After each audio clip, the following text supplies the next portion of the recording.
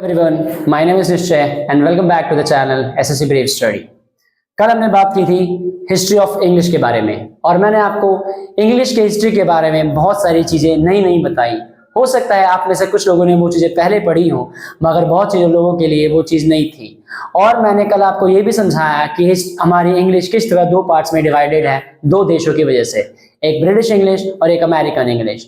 इन दो पार्ट्स में डिवाइड होने की वजह से इंग्लिश के अलग अलग जगहों पर अलग अलग फेमस फैंस हैं, जो लोग अमेरिकन इंग्लिश को फॉलो करते हैं और कुछ लोग जो ब्रिटिश इंग्लिश को फॉलो करते हैं। मैंने कल आपको ये भी बताया कि किस तरह इंडिया में ब्रिटिश और अमेरिकन दोनों इंग्लिश के लवर्स हैं। यहाँ पर कुछ लोगों को इंग्लिश जो अमेरिका की है वो पसंद आती है और कुछ लोगों को ब्रिटिश की इंग्लिश, क्योंकि कुछ लोगों को अच्छा लगता है फ्लुएंटली बोलना और कुछ लोगों को अच्छा लगता है अपनी बातों को दूसरों तक समझा पाना, जो कि ब्रिटिश इंग्लिश में होता है ग्रामेटिकली एरर को अच्छा करके।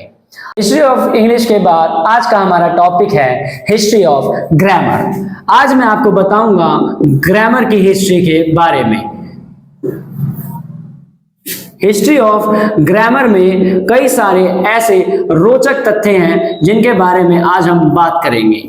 हिस्ट्री ऑफ इंग्लिश जितनी ज्यादा इंटरेस्टिंग है उतनी ही ज्यादा हिस्ट्री ऑफ ग्रामर भी इंटरेस्टिंग है। सबसे पहले हिस्ट्री ऑफ ग्रामर में हम बात करेंगे ग्रामर के बारे में। मतलब अगर हम हिस्ट्री ऑफ ग्रामर की बात करते हैं तो सबसे पहला ही सवाल हमारे दिमाग में ये आता है कि एग्जैक्टली ग्रामर है क्या। जैसे कल मैंने आपको बताया इंग्लिश क्या है। इंग्लिश एक लैंग्वेज थी जो कि हमारी रोम से आने वाले अटैकर्स ने हमें ब्रिटेन में आकर बनाई थी। उसी तरह आज हम जानेंगे कि ग्रामर एग्जैक्टली क्या है। ग्रामर एक लैटिन और ग्रीक में बोली जाने वाली लैंग्वेज थी, जिसको हम लैटिन और ग्रीक लोगों के लिए इस्तेमाल करते हैं। ग्रीक में एक ग्रामर नाम का स्कूल था, जहां पर लैटिन और ग्रीक के लोगों के लिए एक स्कूल बनाया गया था और उस स्कूल में लैटिन और ग्रीक कल्चर फॉलो किया जाता था। और यहीं पर लैटिन और ग्रीक से आने वाले बच्चों को ग्रीक और लैटिन के कल्चर के बारे में पढ़ाया जाता था। हम जानेंगे एग्जैक्टली इस ग्रामर मीन्स मतलब इस ग्रामर का मतलब क्या होता है, या फिर ग्रीक के ग्रामर का मतलब क्या होता है। इसका एग्जैक्टली 3 या 4 मतलब निकलते हैं। हम पहले से शुरुआत करते हैं। इसे हम एक सेकेंडरी स्कूल के रूप में भी देख सकते हैं। सेकेंडरी स्कूल का मतलब है एक हाई स्कूल, जहां पर बच्चे हमारे यहाँ पे जानते हैं हम सेकेंडरी स्कूल का मतलब जहां बच्चे 6 to 12 या फिर उससे हायर एजुकेशन लेते हैं। एक मतलब ग्रीक और या फिर ग्रामर स्कूल का ये है, और दूसरा एक मतलब निकलता है इसका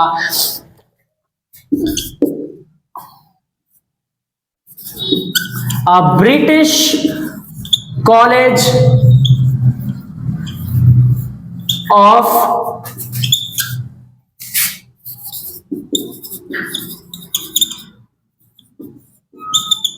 preparatory of school।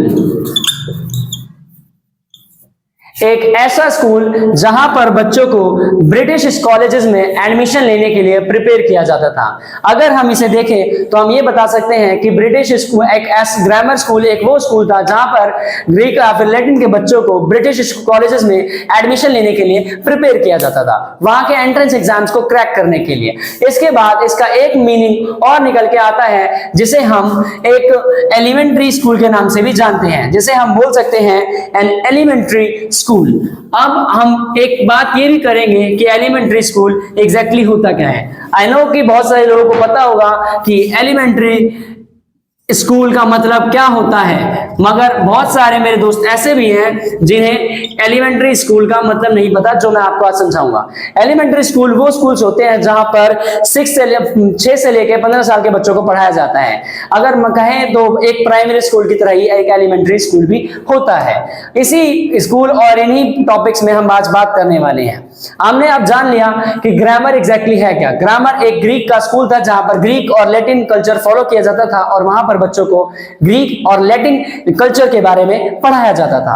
अब हम बात करेंगे ग्रामर के इवोल्यूशन के बारे में। सबसे पहला हम बात करेंगे 6th सेंचुरी के बारे में। 6th सेंचुरी में हम बात करेंगे कि ग्रामर किस तरह बदली। पहले तो ये ग्रीक और लैटिन स्कूल था जहां पर बच्चों को ग्रीक या लैटिन कल्चर के बारे में पढ़ाया जाता था। लेकिन 6th सेंचुरी में आते आते ग्रामर एक नए इवोल्यूशन में आया, जहां पर कुछ राइटर्स ने मिलकर ग्रामर में कुछ चेंजेस किए। उन राइटर्स के नाम कुछ इस तरह थे: यास्का, पाणिनि और इनके कमेंटेटर्स। इनके कमेंटेटर्स यानी जो इनको फॉलो करते थे। इन्हीं कुछ राइटर्स ने मिलकर 6th सेंचुरी में ग्रामर्स में कुछ फेर बदल के ग्रामर में फेर बदल करके ग्रामर में कुछ चेंजेस किए और 600 बीसी इसे 600 बीसी में इन लोगों ने चेंजेस किए और यहाँ पर ग्रामर में कुछ डिफरेंसेस आए। 600 बीसी के बाद ग्रामर में और आगे चेंजेस होने लग गए और 600 बीसी के बाद बात करेंगे हम 3rd बीसी की। 3rd BC. I know BC का मतलब आप में से भी बहुत लोग जानते होंगे, मगर बीसी का मतलब मैं बता दूं कि होता है before the birth of Christ. BC का मतलब होता है before the birth of Christ. 3rd BC में हम बात करेंगे ग्रामर के और आगे के इवोल्यूशन के बारे में। जैसे ही 6th बीसी में हमारे इन राइटर्स पाणिनि और उनके कमेंटेटर्स ने ग्रामर के और ग्रीक के ग्रामर स्कूल में कुछ डिफरेंसेस किए, उसके बाद उन्हीं के कस्टम्स को फॉलो करने वाले हमारे नए राइटर्स आए, नए लोग आए, जिनको हम रायनस और उसके बाद हम एरिस्टार्कस के नाम से जानते हैं। इन्हीं लोगों ने ग्रामर को और आगे इनके कस्टम्स के ग्रीक के कस्टम्स के रूप में आगे ले गए और इसे एक हेलेनिज्म का डिसिप्लिन बना दिया। हेलेनिज्म क्या है? हेलेनिज्म एक ग्रीक को फॉलो करने वाले लोग थे जो ग्रीक या फिर लैटिन के लोगों के कस्टम्स को ही आगे ले जाते थे। उन्होंने इस ग्रामर को और आगे ले जाने को सोचा और ग्रामर में कुछ अलग से डिफरेंसेस डालकर उसे 3rd बीसी में ग्रामर के आगे का रूप बना दिया। इसके बाद हम बात करेंगे 1st बीसी की। 1st बीसी यानी कि ग्रेट अलेक्जेंडर के टाइम के बाद। 1st बीसी में ही ग्रेट अलेक्जेंडर का टाइम आता है। इसी में हम बात करेंगे अलेक्जेंड्रियंस की। अलेक्जेंड्रियंस वो थे जो अलेक्जेंडर के थॉट्स को फॉलो करते थे या फिर अलेक्जेंडर को पूछते थे। इन्हीं लोगों के नाम से ही ग्रामर के आगे के इवोल्यूशन को हम जानेंगे। अलेक्जेंड्रियंस कुछ ऐसे लोग थे जिन्होंने ग्रामर को और आगे प्रिजर्व करके रखा। प्रिजर्व करके रखने से इन्होंने ग्रामर की जो प्योरिटी को बचाया और ग्रामर को और अच्छी तरह से निखारा। जैसे ही 6th बीसी और 3rd बीसी में ग्रामर में डिफरेंसेस आए, मतलब कि हम कह सकते हैं कि 6th बीसी में पहले हमारे पाणिनि और उनके कमेंटेटर्स ने ग्रामर में कुछ चेंजेस किए और ग्रामर स्कूल को एक ग्रामर के रूप में डाल दिया इंग्लिश को बोलने के लिए। और उसके बाद उनके जो चाहने वाले थे वो आए 3rd बीसी में, जो कि उन्होंने ग्रामर को और अच्छी तरह से हेलेनिज्म के डिसिप्लिन के रूप में डाल दिया और उसे यूज करने लगे ग्रामर के रूप में उनकी ही याद में। उसके बाद बात आती है हमारे अलेक्जेंड्रियंस की, जिन्होंने ग्रामर को उनके नाम के रूप में प्रिजर्व करके रखा और जो ग्रीक था उनकी लैंग्वेज और उनके लिटरेचर को बहुत अच्छी तरह से प्योर रूप में ही रखा और उसके बाद ग्रामर और आगे बढ़ती चली गई। इसके बाद हम बात करेंगे 16th सेंचुरी की। 16th सेंचुरी में ग्रामर ने क्या रूप लिया, अब हम इसके बारे में बात करेंगे। 16th सेंचुरी में हमारे एक राइटर आए जिनका नाम था विलियम बुलोकर, आप ये कह सकते हैं। विलियम बुलोकर, इन्होंने एक नया पब्लिकेशन करा फ्लेक्स का, जो ग्रामर में एक नए चेंजेस के रूप में आए। विलियम बुलोकर ने 16th सेंचुरी में ग्रामर में कुछ अलग चेंजेस किए, जिसकी वजह से ग्रामर हमारी और भी ज्यादा इंटरेस्टिंग होने लग गई। जैसे कि हम 6th सेंचुरी से पढ़ते आ रहे हैं, 6 बीसी से हमने ये पढ़ा कि किस तरह से ग्रामर आगे आई। उसके बाद जब फर्स्ट बीसी के बाद जब अलेक्जेंड्रियंस ने ग्रामर को उनके प्रिजर्वेटिव के रूप में रखा और अपने लैटिन और ग्रीक कल्चर को प्रिजर्व करके प्योरिटी के रूप में रखा, तो उसके बाद हमारे जो विलियम बुलोकर हैं वो आए, उन्होंने एक पैम्फलेट को पब्लिश किया। पैम्फलेट को पब्लिश किया और इसके बाद ग्रामर और भी ज्यादा इंटरेस्टिंग हो गई। हम इसको एक इस तरह से बोल सकते हैं कि जो हमारी अर्ली ग्रामर है उसे ही एक लैटिन लैंग्वेज का ही एक रूप है, लैटिन ग्रामर का ही एक रूप है, लैटिन ग्रामर का ही एक रूप है जो कि आज हम ग्रामर के रूप में पढ़ते हैं। मतलब कि ये बात भी हमें ये साबित करने में हेल्प करती है कि किस तरह लैटिन ने ग्रामर को स्टार्ट किया था।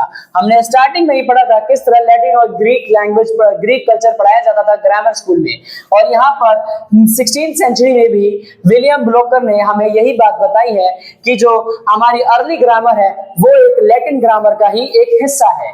इस तरह से हमने जाना कि किस तरह 16th सेंचुरी में ग्रामर का इवोल्यूशन हुआ। और मैं एक और बात इसी बीच कहना चाहता हूं टॉपिक से थोड़ा सा हटके कि जो चीजें मैं आज आपको ग्रामर के बारे में बता रहा हूं शायद ही आपको ये बातें कोई और बताएगा। तो अगर ऐसी ही चीजें आपको और भी ज्यादा इंटरेस्टिंग रूप से जाननी है तो हमारे चैनल को फॉलो करना ना भूलें। और याद रखिएगा जो चीजें मैं आपको बता रहा हूं ये आपके जीवन के लिए बहुत ज्यादा इंपॉर्टेंट है और ये आपको आगे बहुत काम आने वाली है। मैंने बहुत सारे यूट्यूबर्स को देखा है जो कि बहुत सारा ज्ञान लेकर यूट्यूब पर आते हैं और उसे लोगों को देते हैं, मगर एक हमारे पास ज्ञान होना और उसे एक देने का तरीका होना दो अलग चीजें हैं। मेरे पास क्या है उससे फर्क नहीं पड़ता, मैं आपको किस तरह से क्या बताता हूं और आपको कितना समझ में आता है, हमारे ज्ञान का पता उसी चीज से चलता है। तो आइए अपने टॉपिक पर चलते हैं। इसके बाद मैं आपसे बात करूंगा 17th सेंचुरी की। 17th सेंचुरी में किस तरह ग्रामर ने अपना एक नया रूप बदला। अब तक हमने बात करी किस तरह 6 BC, फिर 3rd BC, फिर 1st BC और उसके बाद 16th सेंचुरी में ग्रामर ने नए नए इवोल्यूशंस और नए नए डिफरेंसेस आते रहे, चेंजेस आते रहे। 16th सेंचुरी में हमारे विलियम ब्लोकर आए जिन्होंने ग्रामर को पढ़कर यही बता दिया कि अर्ली ग्रामर जो है एक लैटिन ग्रामर का ही पार्ट है। अब हम बात करेंगे 17th सेंचुरी की। 17th सेंचुरी में ग्रामर ने एक अलग तरीके से अपना रूप निखारा और वो रूप था सोशलिज्म का। सोशलिज्म एक वो पार्ट है जिसमें हमें ये पता लगता है कि किस तरह ग्रामर लोगों के बीच में पॉपुलर हुई और ग्रामर ने लोगों का ध्यान अपनी तरफ कितनी तेजी से आकर्षित किया। उस समय ये दौर था इंग्लिश लैंग्वेज की पॉपुलैरिटी का, जो हमने कल बात की थी। जब इंग्लिश लैंग्वेज अपने पूरे पीक पर था उसी टाइम पर ग्रामर ने एंट्री की मार्केट में और उसके बाद लोगों के बीच में ग्रामर बहुत ज्यादा पॉपुलर हो गया और ग्रामर जो है एक सोशल टॉपिक के रूप में जाना जाने लग गया। लोगों ने ग्रामर के स्कूल के बारे में और लैटिन और ग्रीक कल्चर के बारे में बात करना शुरू कर दिया और लोगों के बीच में ग्रामर और लैटिन कल्चर बहुत ज्यादा फेमस हो गया। उसी के बाद 17th सेंचुरी में ग्रामर बहुत ज्यादा लोगों के बीच में पॉपुलर होने लग गया और देश विदेशों में भी ग्रामर की बहुत ज्यादा बातें होने लग गई और इस तरह ग्रामर 17th सेंचुरी में एक सोशली बहुत ज्यादा पॉपुलर टॉपिक बन गया।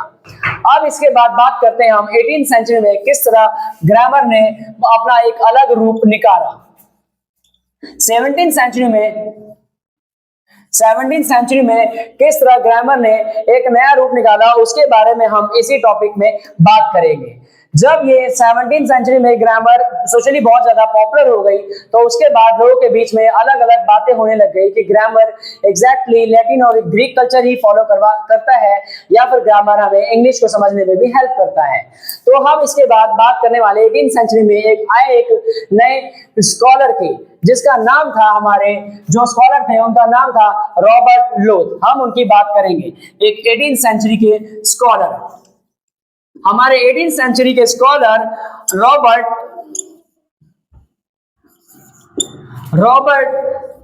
लोथ जो थे, इन्होंने ग्रामर की स्टडी और भी ज्यादा गहराई से की और ग्रामर की स्टडी गहराई से करने के बाद उन्होंने ये बताया कि जो ग्रामर है वो एक ऐसे रूप में है जो कि लोगों को इंग्लिश को समझने में बहुत ज्यादा हेल्प करती है।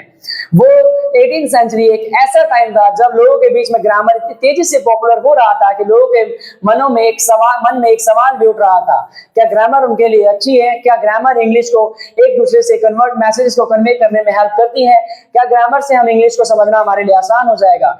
इन्हीं सब सवालों के जवाब लेकर आए हमारे स्कॉलर रॉबर्ट लोग। इन्होंने इन सभी सवालों का जवाब लोगों के बीच में रखा और कहा कि हाँ, जो ग्रामर है वो हमारी लैंग्वेज की प्रोफेंसी और लैंग्वेज की अंडरस्टैंडिंग को बढ़ा देती है, और अगर आपको इंग्लिश लैंग्वेज समझने में मदद लेनी है तो आप ग्रामर की पढ़ाई कर सकते हैं। और ये लैटिन और ग्रीक जो कल्चर था उससे हटके ग्रामर ने एक नया इवोल्यूशन लिया, जिसने इंग्लिश को समझने में लोगों की मदद की, और लोगों के लिए ग्रामर की हेल्प से इंग्लिश को समझना और भी ज्यादा आसान हो गया। अब हम इसके बाद बात करेंगे 18th सेंचुरी के बाद अब हम बात करेंगे 19th सेंचुरी की। 19th सेंचुरी में ग्रामर ने किस तरह अब नया मोड़ लिया। तो अब हम बात करेंगे 19th सेंचुरी में, जब इंग्लिश लैंग्वेज अपने पीक पर था और इंग्लिश लैंग्वेज की पॉपुलैरिटी पूरे वर्ल्ड में बहुत ज्यादा तरह से फैल गई थी, और इंग्लिश लैंग्वेज इंडिया में भी उस समय बहुत ज्यादा पॉपुलर था। उसी समय इंग्लिश की इतनी ज्यादा पॉपुलैरिटी के चक्कर वजह से ग्रामर में एक नया डेवलपमेंट हुआ, और ग्रामर में एक नया रूप आया जिसे हम कहते हैं फिनोमिनल डेवलपमेंट, जिसे हम एक नया नाम देते हैं फोनोलॉजी। फोनोलॉजी का मतलब होता है ग्रामर में जो वर्ड्स होते हैं, जो सेंटेंसेस होते हैं, जो अल्फाबेट्स होते हैं, उनके साउंड्स के और उनके बोलने के तरीके को पढ़ना। फोनोलॉजी में हम अल्फाबेटिकल ऑर्डर्स और उनके साउंड्स को अलग तरीके से पढ़ते हैं और उसके बारे में जानते हैं। जैसे कि आप सब जानते हैं हमारे 26 अल्फाबेट्स में 5 वॉवल्स होते हैं जिनको हम A-E-I-O-U के नाम से जानते हैं, और हम इन वॉवल्स के बारे में ये भी पढ़ते हैं किस तरह किसी वर्ड के पीछे अगर वॉल हो तो उसे किस तरह से प्रोनाउंस किया जाता है, या फिर उसके पीछे A या N का यूज किया जाता है जो आर्टिकल्स के रूप हैं। हम इन्हीं चीजों के बारे में फोनोलॉजी के अंदर पढ़ते हैं। यही फोनोलॉजी 19th सेंचुरी में बहुत ज्यादा डेवलप हुई और इसने ग्रामर को समझना और पढ़ना आसान बना दिया, और लोगों का ग्रामर को पढ़ने का नजरिया ही बदल दिया, और लोगों ने ग्रामर को और ज्यादा इंटरेस्टिंग वे में पढ़ना शुरू कर दिया। ये वो टाइम था जब हमारी जो इंग्लिश लैंग्वेज है 2 हिस्सों में बट चुकी थी, एक अमेरिकन इंग्लिश और एक ब्रिटिश इंग्लिश, और ब्रिटिश ने इस फोनोलॉजी को पढ़ा और ग्रामर को पढ़ने के बाद इंग्लिश को समझना आसान समझा, और इसी फोनोलॉजी के रूप को उन्होंने अपने ग्रामर में सेंटेंसेस और अलग अलग नाम दिए हुए हैं। जिस तरह आप ग्रामर में टेंस पढ़ते हैं, उसके बाद नाउन, प्रोनाउन, वर्ब, एडवर्ब्स, इन चीजों के बारे में पढ़ते हैं, वो सब एक फोनोलॉजी का ही रूप है। उन सबको इन्हीं में पढ़ाया जाता है, और ब्रिटिश ने इन्हीं चीजों को उठाकर एक नया ग्रामर बुक बनाई और उसे इंग्लिश को पढ़ने के लिए आसान बनाने के लिए यूज करने लग गए। इस 19th सेंचुरी के बाद अब हम बात करेंगे 20th सेंचुरी की, कि किस तरह 20th सेंचुरी में उन लोगों ने ग्रामर में नए नए डेवलपमेंट देखे। 20th सेंचुरी में हम बात करेंगे 2 नए स्कॉलर्स की, जिनका नाम है कुछ इस तरह। एक का नाम है